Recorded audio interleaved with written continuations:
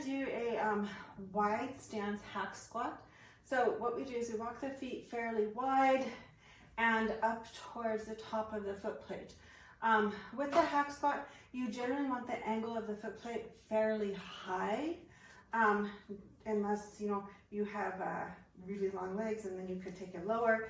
But the hack squat is designed to be able to progressively overload the legs more so than you could get in a traditional barbell squat. So you do want to make sure you're feeling it in the quads, in the hamstrings, sometimes in the glutes. With the hack squat, it's easier to take the glutes out as we have a lot of support behind us.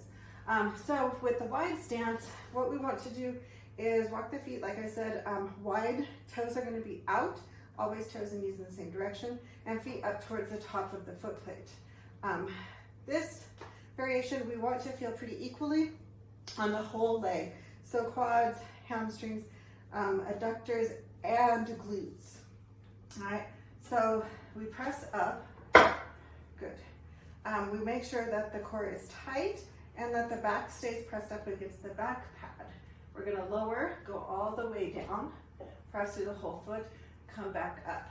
The back should stay on the pad the whole time. If you feel that you're arching up, then you have too much weight on, or you need to change the angle of the foot plate.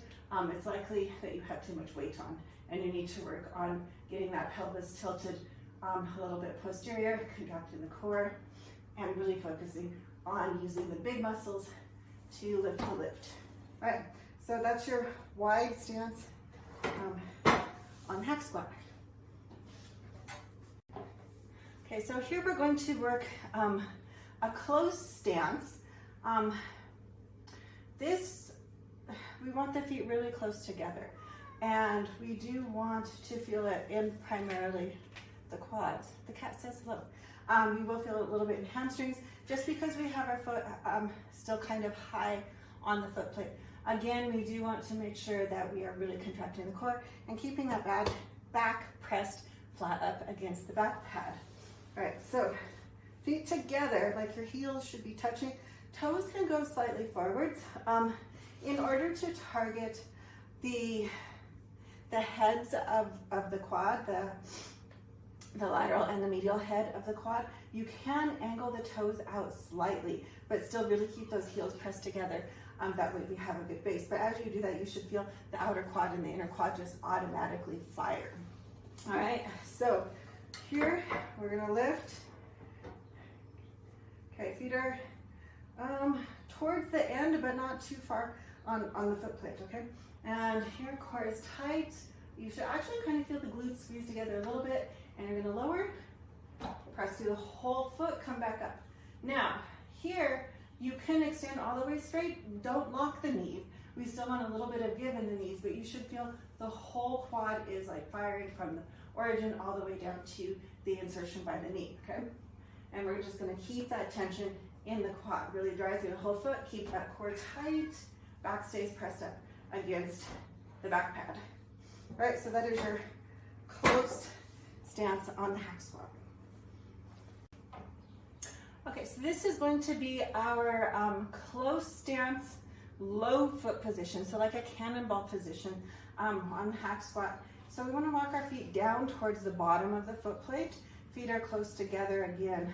You can point the toes out. What we want to do is make sure we're getting full extension. We're bringing those knees past the toes and really lengthening the quad. Now this can, if you're not used to ever taking knees past the toes, this can really feel like you're putting a lot of pressure on the knee. So really lighten the weight and just start familiarizing yourself with being able to get the knee past the toe. Personally, it took me over a year to be able to do that because I've been so conditioned to not ever allow the knee to go past the toe.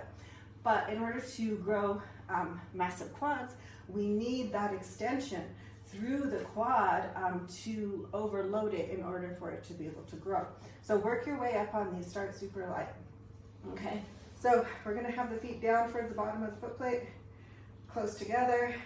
Toes can be pointed out, or they can go in close together, so nice and straight.